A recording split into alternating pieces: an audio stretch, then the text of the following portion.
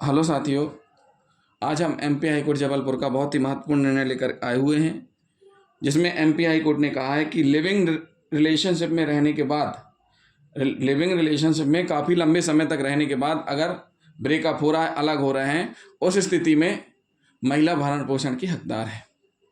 तो मामला क्या है, मामले पर नज़र डाल लेते हैं। शैलेश बोपचे बनाम अनीता बोपचे, MCRC नंबर 30262/2023, निर्णय 2/4/2024।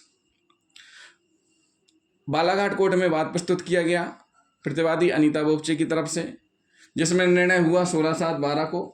MGC नंबर है 36/2010 में फाइल हुई और निर्णय हुआ 2012 में। निर्णय ये हुआ कि 1500 रुपये प्रतिमाह भरण पोषण के रूप में प्रतिवादी यानी अनीता बोपचे को मिलेंगे। उसके बाद अपील की गई, अपील भी निरस्त हुई और फिर माननीय हाईकोर्ट की शरण में आवेदक आया। आवेदक यानी शैलेश बोपचे।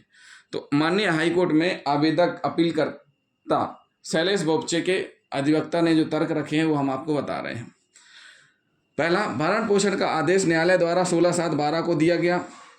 पुनरीक्षण 12/2/14 को दायर किया गया। निर्णय 3/12/15 को बालाघाट कोर्ट से हो गया, यानी निरस्त कर दिया गया आवेदक के पुनरीक्षण को। उसके बाद 482 CRPC में आवेदन दाखिल किया गया। कहाँ?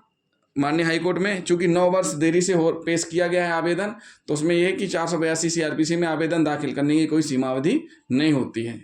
ट्रायल कोर्ट ने, तीसरा पॉइंट क्या है, ट्रायल कोर्ट ने एक निष्कर्ष दिया था कि आवेदक के साथ प्रतिवादी का विवाह मंदिर में नहीं हुआ, जिसको प्रतिवादी साबित नहीं कर पाई। मतलब प्रतिवादी ये साबित नहीं कर पाई कि उसका विवाह मंदिर में हुआ है। तो न्यायालय ने क्या निष्कर्ष दिया कि प्रतिवादी का विवाह मंदिर में नहीं हुआ।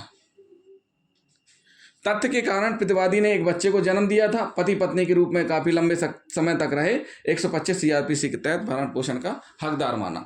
आवेदक और प्रतिवादी, आवेदक शैलेश बोपचे और प्रतिवादी अनीता बोपचे काफी लंबे समय तक एक साथ रिलेशनशिप में रहे। इस दौरान उन्होंने एक बच्चे को जन्म दिया, और पति पत्नी के रूप में रहते हुए बच्चे को जन्म दिया, जिस कारण 125 CRPC के तहत भरण पोषण का हकदार माना। आवेदक प्रतिवादी से बहुत छोटा है। माननीय अधिवक्ता ने क्या कहा माननीय न्यायालय में कि आवेदक प्रतिवादी से बहुत छोटा है। आवेदक गांव के सम्मानित परिवार का है, इसलिए प्रतिवादी यानी कि अनीता बोपचे आवेदक के खिलाफ झूठे आरोप लगा रही है। फिर अधिवक्ता ने क्या तर्क रखा, प्रतिवादी आवेदक के खिलाफ, अनीता बोपचे आवेदक शैलेश बोपचे के खिलाफ 376 IPC की FIR दर्ज करवा चुकी हैं, जिसके लिए आवेदक उस समय नाबालिग था। तो किशोर न्याय बोर्ड में मामला चला और अंततः वहाँ से वह बरी कर दिया गया। जब न्यायालय ने आवेदक के अधिवक्ता से निर्णय के संबंध में किस आधार पर निर्णय किया गया पूछा गया, तो उन्होंने उस संबंध में कोई जानकारी होना नहीं बताया। इसके बाद यह भी बताया गया अधिवक्ता ने कि आवेदक नागपुर में मजदूरी कर रहा है, जिसकी स्थिति बहुत ही सही नहीं है, मजदूरी कर रहा है, मजदूर है। इसके बाद माननीय हाईकोर्ट ने तर्कों को सुना और जो उनके पास तथ्य हैं, उनके पास जो साक्ष्य है, उसका अवलोकन किया तो पाया कि CRPC की धारा 125 की कार्रवाई में विवाह प्रमाण पत्र का मानक उतना सख्त नहीं है। माननीय हाईकोर्ट ने क्या कहा कि CRPC की धारा 125 की कार्रवाई में विवाह प्रमाण पत्र का मानक उतना सख्त नहीं है जितना कि IPC 494 के तहत अपराध के मुकदमे में होता है। 494 मतलब एक शादी के साथ साथ दूसरी शादी कर लेना, तो उसमें ज़्यादा महत्वपूर्ण माना गया है। नंबर पॉइंट क्या है, दूसरा, जहां कुछ सबूत हो जिनके आधार पर साथ रहने के निष्कर्ष पर पहुंचा जा सकता हो, वहां भरण पोषण से इनकार नहीं किया जा सकता। माननीय न्यायालय ने कहा कि जहां पर ये सबूत हैं कि लंबे समय तक रिलेशनशिप में रहे हैं, तो भरण पोषण से इनकार नहीं किया जा सकता। इस संबंध में सुप्रीम कोर्ट का एक निर्णय है, चमुनिया बनाम वीरेंद्र कुमार कुशवाहा 2011 1 SCC 141, जिसमें लंबे समय तक साथ रहने के बाद अलग होने पर 125 का भरण पोषण का आदेश हुआ है। पॉइंट नंबर 4, आवेदक शैलेश बोपचे और प्रतिवादी अनीता बोपचे लंबे समय तक साथ में रहे। महिला ने ठोस सबूत दिए हैं।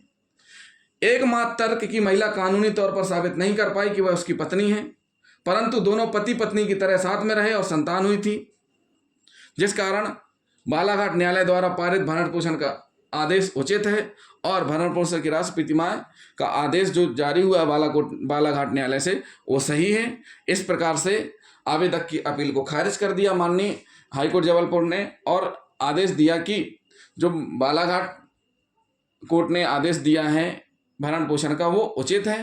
तो इस प्रकार लिविंग में साथ रहने के बाद ब्रेकअप हो रहा है तो उसमें भरण पोषण के रूप में महिला को राशि प्राप्त होगी, मतलब भरण पोषण की हकदार मानी गई है महिला।